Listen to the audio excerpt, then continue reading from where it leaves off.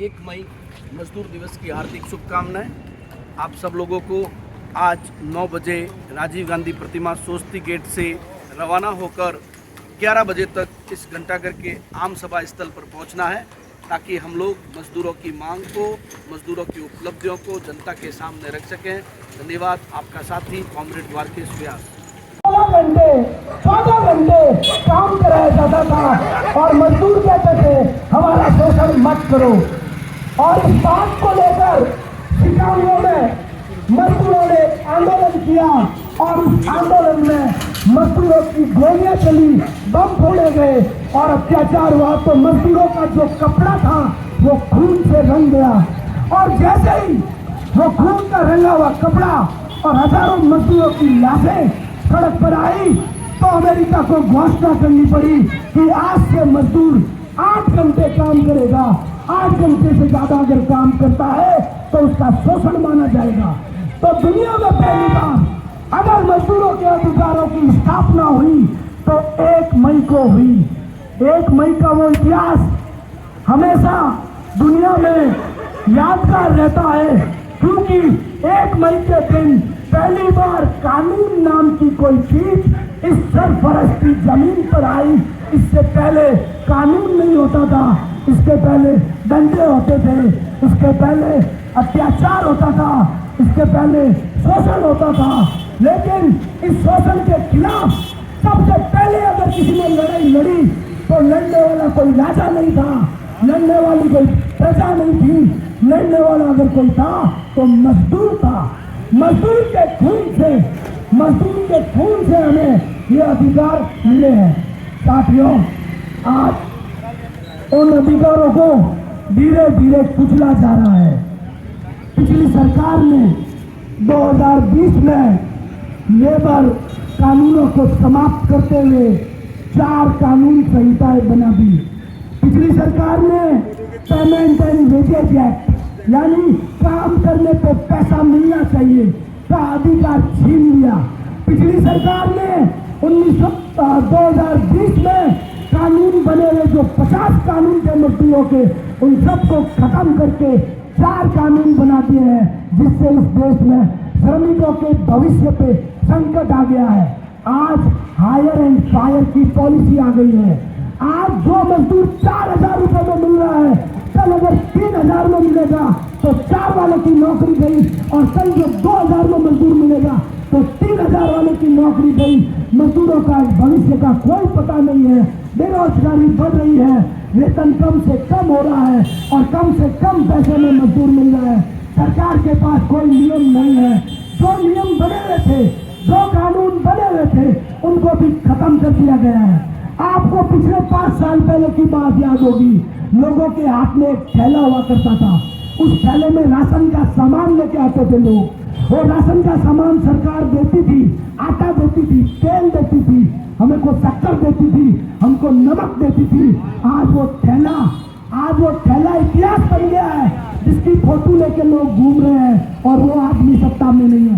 साथियों, मैं आपको बताना चाहता हूँ, साथियों मैं आपको कहना चाहता हूँ कि देश में क्रांति कैसे आती है।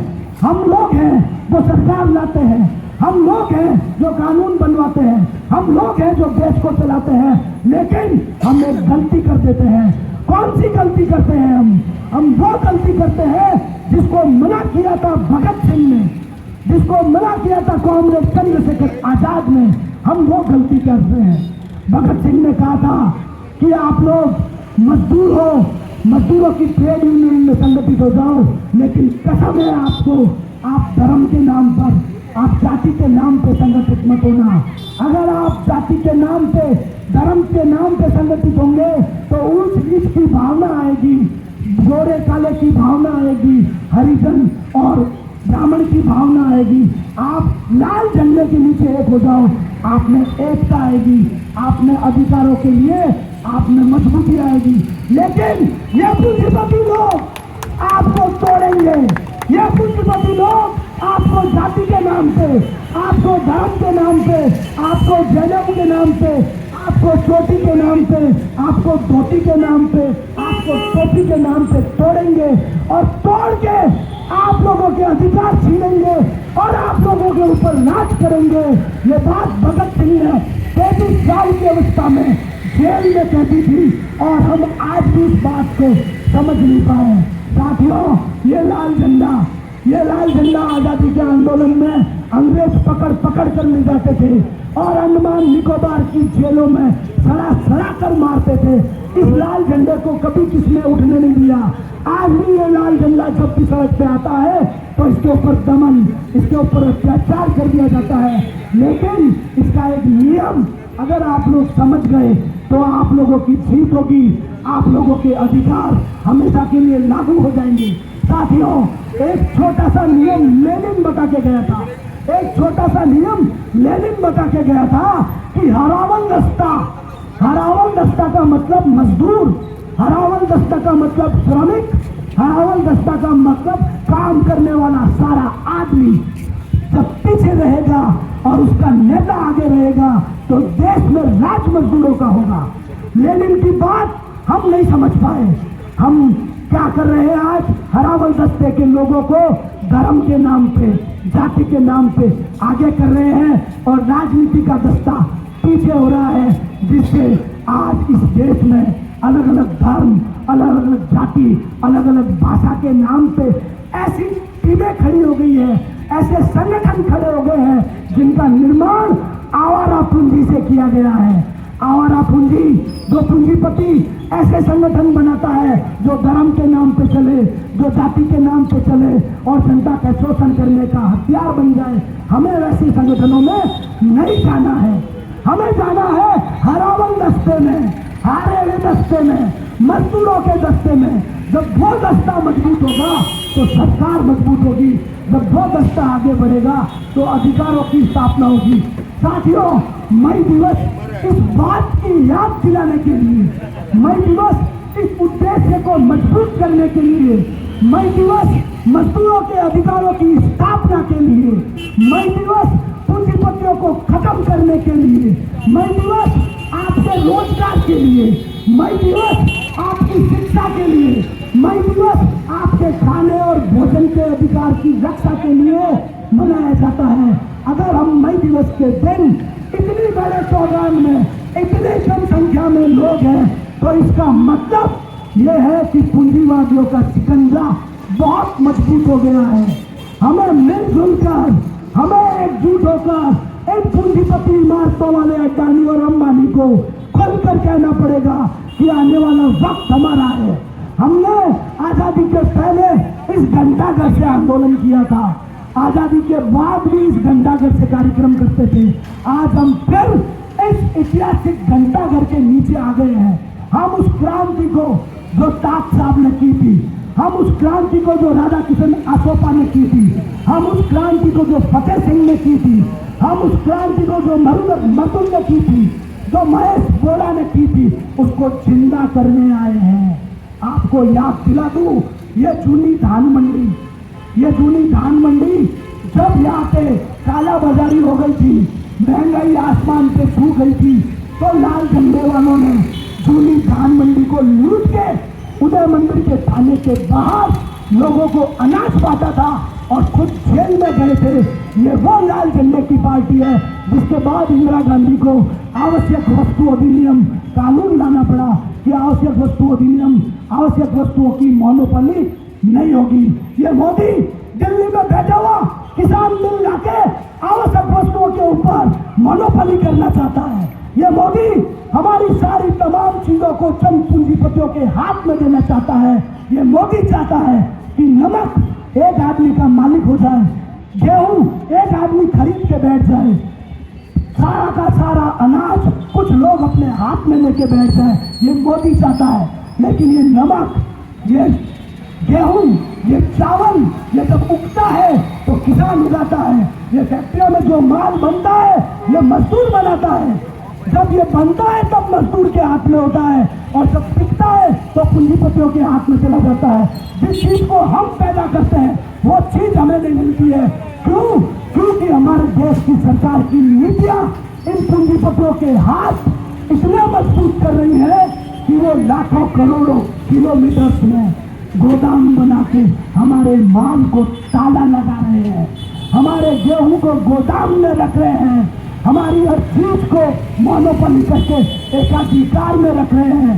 प्रकृति न्याय करती है, सूरज के बराबर रोशनी देता है सबको, चंद्रमा सबको बराबर ठंडक देता है, नदियां सबको पानी देती है। ये कौन होते हैं हमारा अनाज छीनने वाले? ये कौन होते हैं हमारी मेहनत का सामान छीनने वाले? साथियों, आप लोग एक हो जाओ। आप लोग एक नहीं हुए तो आने वाले समय में और इतने खतरनाक कानून आएंगे जिसमें आपको थूकने पर, बोलने पर, हंसने पर, चलने पर, दाई तरफ खड़े होने पर, बाई तरफ खड़े होने पर हर चीज का टैक्स देना पड़ेगा। ये सरकार आप लोगों को लूट रही है, ये नीतियां आप लोगों को खत्म कर रही है। आप लोगों को हरावल दस्ता बन के इन सरकारों को वोट नहीं देना है और लाल किले पे लाल निशान इनकलाब जिंदाबाद का झंडा फहराना है। ये तब होगा जब आप लोग एकजुट होकर, जब आप लोग एक निश्चय करके ऐसे लोगों का चुनाव करोगे जो आपकी बात को रखते हैं, जो आपके जज्बात को समझते हैं, जो आपकी भूख को समझते हैं, जो आपकी तड़प को समझते हैं, जो आपके प्यार को समझते हैं, जो आपको अपना समझते हैं। जब आप उनके साथ जुड़ोगे तब आने वाला समय आपको ऐतिहासिक तौर पर वो अधिकार दिलाएगा जो अधिकार धीरे धीरे छीन लेते हैं। साथियों, नारे लगाए थे हमने रस्ते में, गला हमारा खराब हुआ, लेकिन सरकार से कान तक आवाज नहीं पहुंची। कल आप सुनोगे एक और नया कानून आ गया जो हमारे सभा करने के अधिकार को भी खत्म करना है। कल आप सुनोगे एक और कानून आ गया है जो हमारे रैली के अधिकार को भी खत्म कर रहा है। लेकिन हमें डरना नहीं है, हमें झुकना नहीं है। हम आजादी के आंदोलन में भी कम ही थे और जो थे वो फांसी के फंदे तक ही थे, और आजादी के बाद भी हम कम ही हैं। क्रांतिकारी ज्यादा नहीं होते हैं, क्रांतिकारी कम होते हैं, लेकिन उनकी फैली हुई आग इतनी जबरदस्त होती है कि अंग्रेजों को भी भागना पड़ा यहाँ से। तो हम इस मोदी को भी भगा देंगे, हम इस अमित शाह को भी भगा देंगे। अगर हमने निर्णय ले लिया है तो आने वाले समय में जैसे तैसे गली का रास्ता निकाल के हम इस बीजेपी की सरकार को खत्म कर देंगे। ये वचन देते हैं। आपको यूनाइटेड होकर रहना पड़ेगा, आपको एकजुट होकर रहना पड़ेगा। साथियों, मेरे साथ और भी वक्ता है और भी बोलने वाले नेता हैं। निकल जाएगा। ये कैसा विकास है कि अंधा बैठ के कमा रहा है और जब अंधे पीसते हैं तो कुत्ते खाते हैं। जब अंधे पीसते हैं तो कुत्ते खाते हैं। इस देश में अंधा पीस रहा है और कुत्ते टोमेटो की कंपनी के मालिक बन के खा रहे हैं, रैपिडो की कंपनी के मालिक बन के खा रहे हैं। ये कैसी सरकार है? ये कैसा लोकतंत्र है? मेरी तो समझ के बाहर है। कमाएगा कोई, शरीर किसी का चलेगा, पैसा किसी और की जेब में जाएगा। ये कैसी मशीनें बन गई है? ये कैसे यंत्र बना दिए इन्होंने? 2,000 के फोन पे, 10,000 के फोन पे ऐसे शोषण के यंत्र लगा दिए हैं कि अपने ही हाथ में रखो और अपना ही शोषण कराओ। खुद के हाथ में खुद का शोषण। आप देखो, एक छोटी सी बात को समझो। एक आदमी सुबह 500 ग्राम आटा खाता है और शाम को 500 ग्राम आटा खाता है। उसका टोटल आटा कितना हो गया?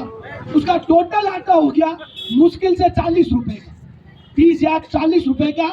और 1 GB डाटा 30 रुपए से कम नहीं है। अब आटा 30 रुपए का और डाटा 30 रुपए का। आटे से पेट चलता है और 30 रुपए का डाटा एक दिन का खाओ। अब मैं आटा खा के जीऊं या डाटा खा के जीऊं, मैं कंफ्यूज हो गया। ये कैसी पॉलिसी है? ये कहां से लाते हैं नियम? ये लोगों को कहते हैं भूखे मर जाओ, डाटा खा लो। अरे डाटा से सांस लूंगा क्या? मेरे शरीर की हड्डियां कैल्शियम मांगती है, मेरा हृदय पानी मांगता है, मेरा खून आयरन मांगता है, मेरा शरीर हीमोग्लोबिन मांगता है, और ये 30 रुपए का डाटा देते हैं। मैं 30 रुपए का डाटा खा के ना तो हीमोग्लोबिन बढ़ा पा रहा हूँ, ना पानी पी पा रहा हूँ। तो ऐसी सरकारें हमें कहाँ ले जाएगी? ये हमें डाटा देगी। किसी का भाई का शरीर पानी भी मांगता है, किसी भाई का शरीर और भी चीज मांगता है। लेकिन इस देश की नीतियां, इस देश की सरकार की पॉलिसियां मुझे नहीं लगता कि हमारे लिए बनी है। एयरटेल कंपनी के लिए बनी है, जियो की कंपनी के लिए बनी है, वोडाफोन के लिए बनी है। उनके बेटे आराम से आटा खाए, वो डाटा बेच के आटा खा रहे हैं, हम आटा बेच के डाटा खा रहे हैं। वो डाटा बेच के आटा खा रहे हैं, हम आटा बेच के डाटा खा रहे हैं। ऐसी गैली सरकारें, ऐसी पागल सरकारें हमने बना दी है जो हमें ही लूट रही है और हमें ही खा रही है, और हम ताली बजा रहे हैं, हम उनको माला पहना रहे हैं, हम उनका स्वागत कर रहे हैं, हम उनको सैल्यूट मार रहे हैं। ये कैसा नियम है भाई? समझना पड़ेगा, मजदूर बन के सोचना पड़ेगा। अगर आप संसद में बैठे हो, अगर आप विधानसभा में बैठे हो, तो आपको मजदूर बन के सोचना पड़ेगा कि आटा सस्ता करूं या डाटा सस्ता करूं। आटा जरूरी है या डाटा जरूरी है? आटा जरूरी है। आप प्रकृति पानी देती है फ्री में, नदियां पानी देती है फ्री में, बारिश पानी देता है फ्री में। हमारा महादेव, हमारा भगवान, हमारा अल्लाह, हमारा ईश्वर हमें फोकट का पानी देता है। उस घर में एक टैंकर बना लो, लाखों टन पानी इकट्ठा कर लो, और प्रकृति के उस पानी को 10 रुपए में बेचो, 20 रुपए में बेचो, 30 रुपए में। हमारा पानी, भगवान का दिया हुआ पानी आप बेच के खा रहे हो। तो ये जो नीतियां बन रही है, ये नीतियां हमें लूटने के लिए बन रही है। आपको मजदूरों की सरकार लानी पड़ेगी। इस मई दिवस को सच्ची श्रद्धांजलि जब होगी, जब आप मजदूरों के हित लिए सोचोगे और मजदूरों के लिए काम करोगे। इमारत हमारी है, ये सारी सड़कें हमने बनाई है, ये इमारतें हमने बनाई है, फसल हमने उगाई है, फैक्ट्री में माल हमने बनाया है। लेकिन हमारा बच्चा जब एक पाव भर दूध मांगता है तो कहता है दूध नहीं मिलेगा। हमारा बच्चा जब 2 रोटी मांगता है तो हमें ठंडी मिलेगी, बासी हुई मिलेगी, कल की छूटी हुई मिलेगी। लेकिन हमने जिसको बना के दी है वो ताजी खाएगा।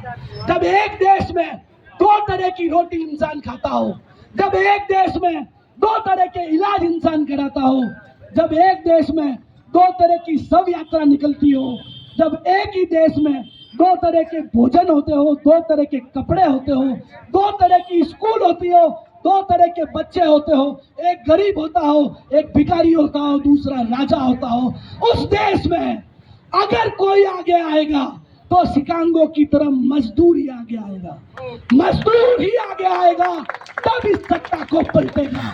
और इस सत्ता को पलटने के लिए हम मुट्ठी भर लोग आपको दिल्ली की तख्त को चैलेंज देते हैं कि आप आने वाले वक्त में मजदूरों के हौसले के सामने आ जाना।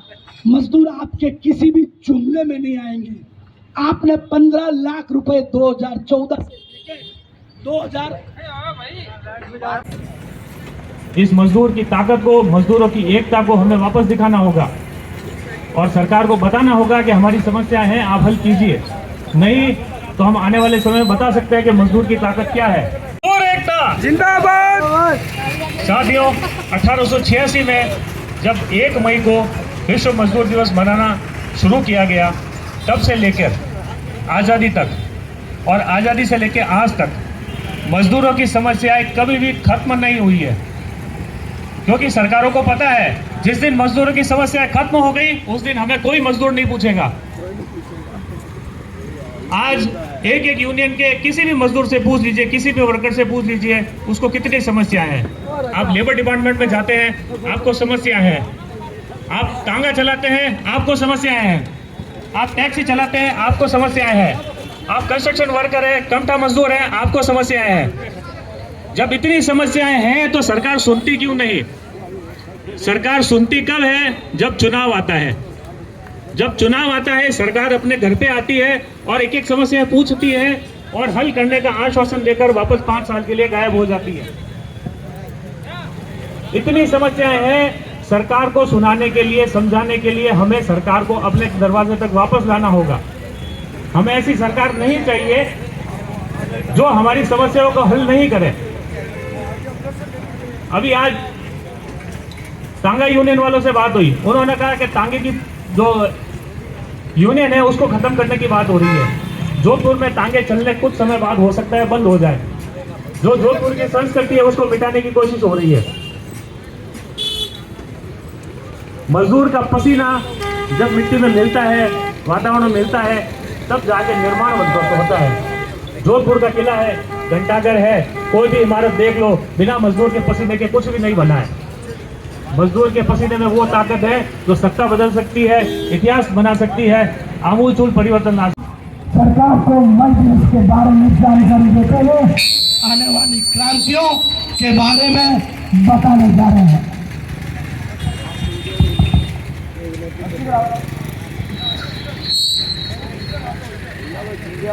हेलो,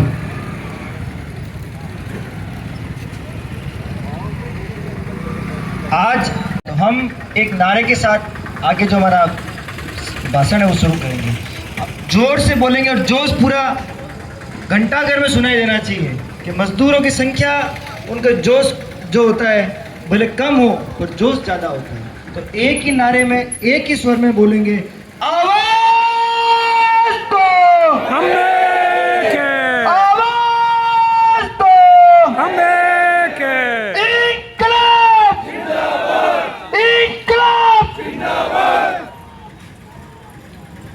सम्मानित मंच और आज पधारे सभी मेहनत कशों को मेरा क्रांतिकारी लाल सलाम और इनकलाब जिंदाबाद करता हूँ। दिवस जो आज हम मना रहे हैं, उसको जो मनाने का जो कारण है वो कॉमरेड द्वारकीश ने आपको समझाया कि क्यों आज हमको यहाँ घंटाघर के इस चौगान में एकत्रित होकर कार्यक्रम करना पड़ रहा है, क्यों हम इस कार्यक्रम को करने का प्रयास कर रहे हैं, क्यों आज हमारा जो संघर्ष है उसको याद कर रहे हैं, क्यों हम तमाम जो दुकानदार हैं, जो चलने वाले लोग हैं, उनको बताने का प्रयास कर रहे हैं, क्यों हम लोगों के अंदर जानकारी लेकर जाना चाहते हैं। जो सरकारें हैं वो आज़ादी के पहले की हो या आज़ादी के बाद की हो, उस मजदूर को क्या दिया?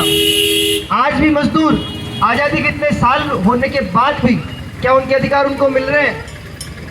बीतने के बाद भी आज भी मजदूर को पसीना सूखने तक उसकी मजदूरी नहीं मिलती है।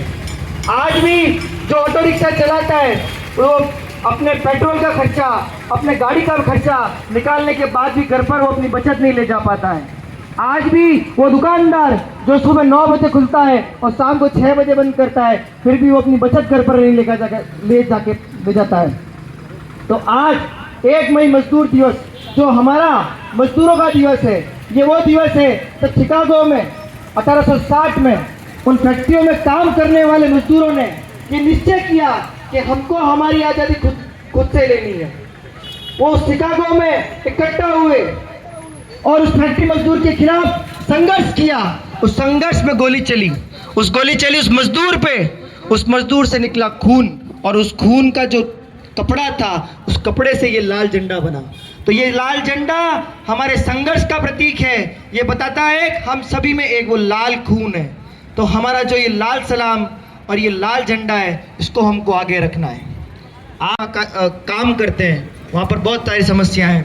हमारे जीवन में काफ़ी सारी समस्याएं हैं। हम हमारे जो जिस सेक्टर में काम करते हैं उस सेक्टर में समस्या है। तो हमारी समस्या क्या है? चिकित्सा की समस्या है, शिक्षा की समस्या है, सड़क की समस्या है। क्या हमारे जीवन में समस्या है? जब हम डॉक्टर के पास जाते हैं, मलेरिया है। अब जब डॉक्टर के पास जाते हैं, आपको बुखार है, तो जब आपकी समस्या आपको पता चलेगी तब आप उसका इलाज कर सकते हो। तो आज मजदूर को जो आज़ादी के बाद भी वो अपनी जीवन और एकता जिंदाबाद।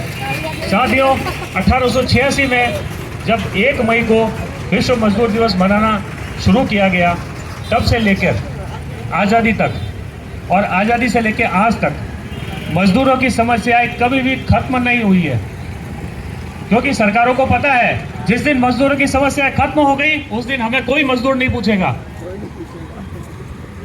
आज एक यूनियन के किसी भी मजदूर से पूछ लीजिए, किसी भी वर्कर से पूछ लीजिए, उसको कितनी समस्या है।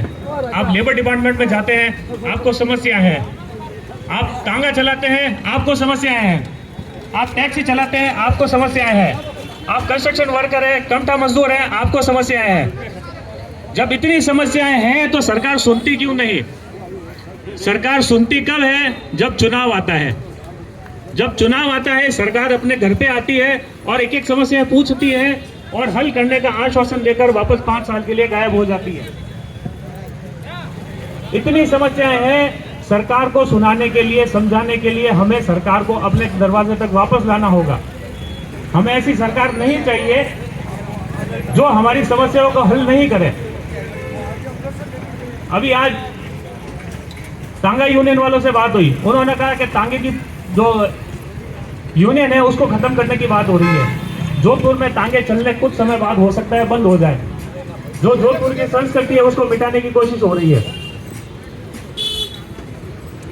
मजदूर का पसीना जब मिट्टी में मिलता है, वातावरण में मिलता है, तब जाके निर्माण होता है। जोधपुर का किला है, घंटाघर है, कोई भी इमारत देख लो, बिना मजदूर के पसीने के कुछ भी नहीं बना है।